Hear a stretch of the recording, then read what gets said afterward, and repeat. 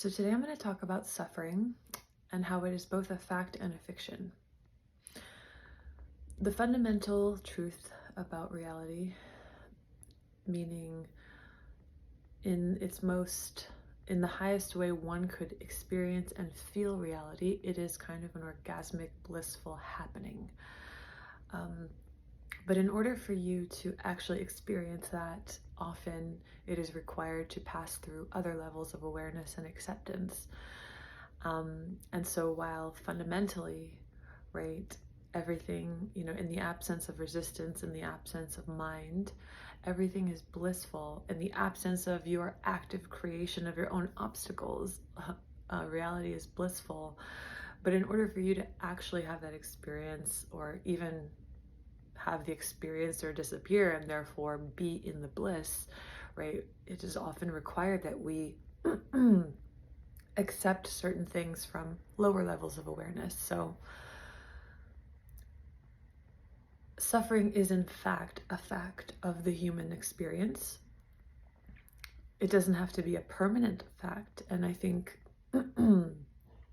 that's where people make it confused when the Buddha says life is suffering.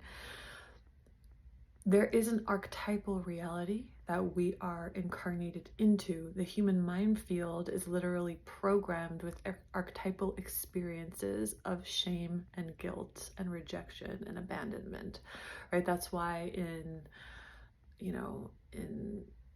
the story of Adam and Eve, it says they were in the Garden of Eden and then they ate from the knowledge of the tree of good and evil, and then they felt ashamed. So they acquired knowledge, they became self-aware, and then they looked at themselves being naked and they felt ashamed. This is an archetypal reality that the human is experiencing. So suffering is a fact. Now, it also depends how you define suffering, right?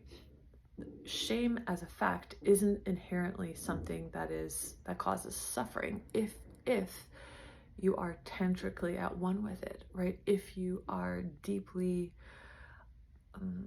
accepting of your shame, it doesn't cause suffering. Shame doesn't equal suffering. The resistance of shame equals suffering. Guilt doesn't equal suffering. The resistance of guilt equals suffering.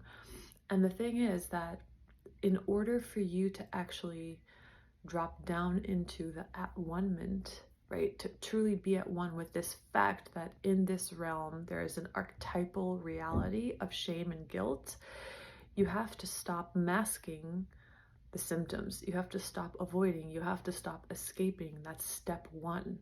Step one is you have to stop pretending that you're not ashamed.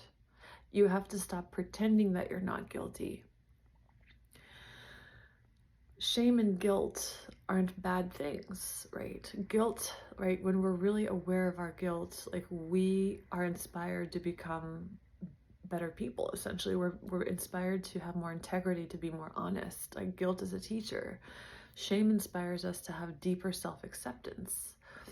But we spend so much energy escaping these things that we never actually learn the lesson that they're here to teach, right? Or we never acquire the gift that they're here to give, right? I like that term gift better than lesson, because lesson really does imply that there's something outside of you enforcing an experience upon you, which doesn't resonate with me.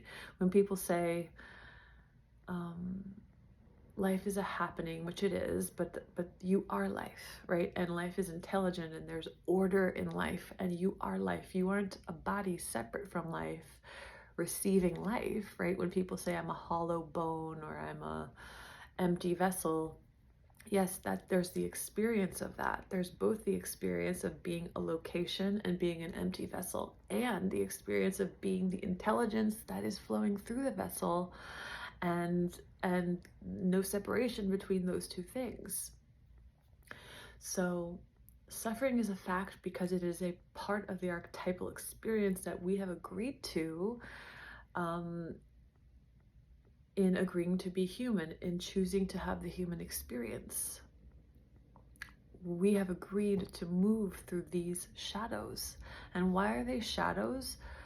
they're shadows because we have put them outside of us. We have hidden them from ourselves. We have hidden the fact that we feel ashamed. We have hidden the fact that we feel guilty, because in many cases, if we allow ourselves, we believe that if we allow ourselves to fully feel our human experience, then we won't be productive, then we won't be loved, then we won't be approved of, right? So there's a fear driving our constant escape, and that is that we won't be loved, and that is that we will die. We won't survive. So on the one hand, yes, suffering is a fact, because it's the mechanism, it's part of the fabric of what we are incarnated into. So denying it, right, saying, well, life is bliss, well, yeah, that is actually true, but in order to get there, it requires a deep acceptance of what is, and what is, in terms of what is in the human experience, is a lot of shame and a lot of guilt and a lot of wounding.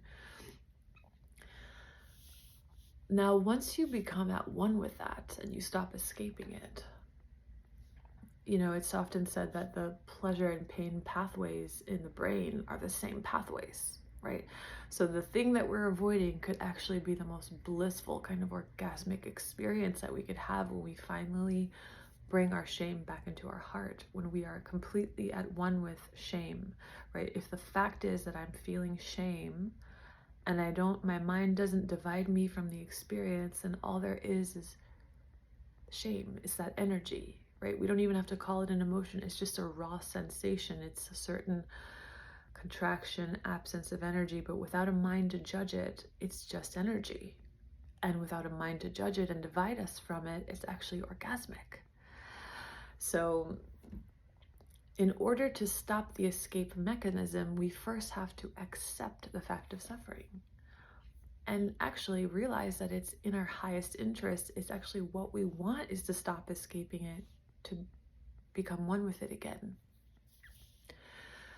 So there's a difference between, right, a lot of people, one of my favorite teachers, you know, he says that an enlightened being really, they feel more, right? They feel more, so actually pain is more acute.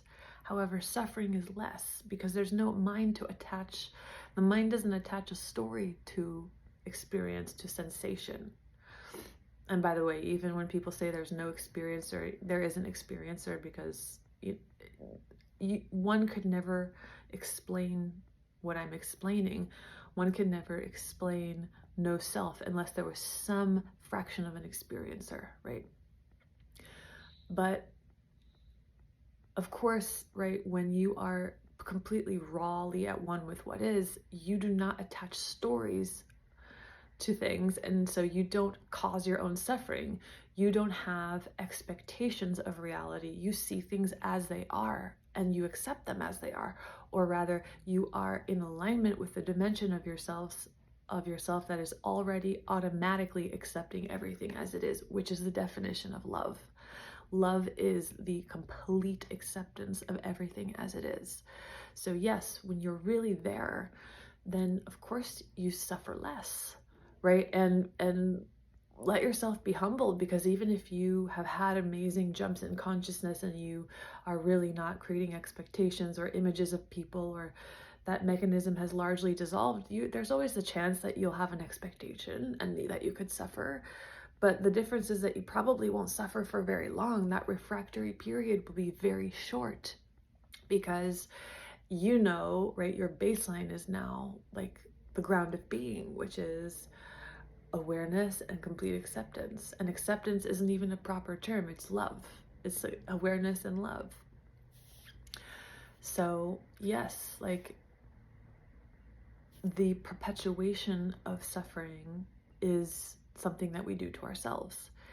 When we are trapped in unconscious female energy and identified with sensation, when we are trying to avoid pain and seek pleasure, and so we stay numb, so we avoid by daydreaming too much maybe, or when we're unconscious male and we're always wanting to achieve, right? We never stop and be at one with what is.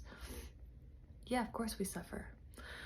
The cessation of suffering happens with the the union of polarities in the heart, right? The union of polarities, the union of the male and the female, the union of mental and emotional and heart and brain. That coherence creates an ability to just be with what is, which is the most mystical thing in the universe. What is, without an image placed over it, is the most mystical thing in the universe.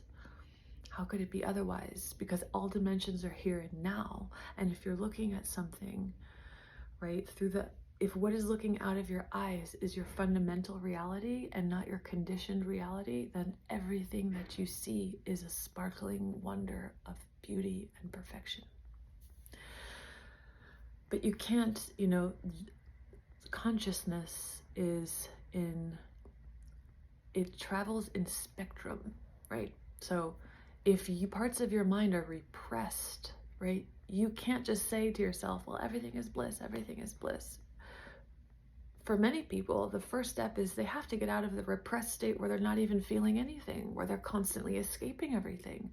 You haven't even taken the first step unless you have realized the desire to stop escaping.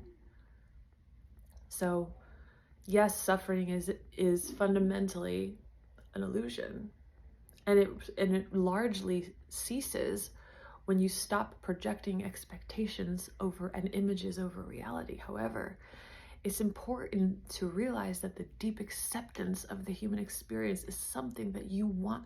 You want to have the human experience. You want to have the experience of all of the archetypal themes in the human reality. So stop escaping them and completely melt into them.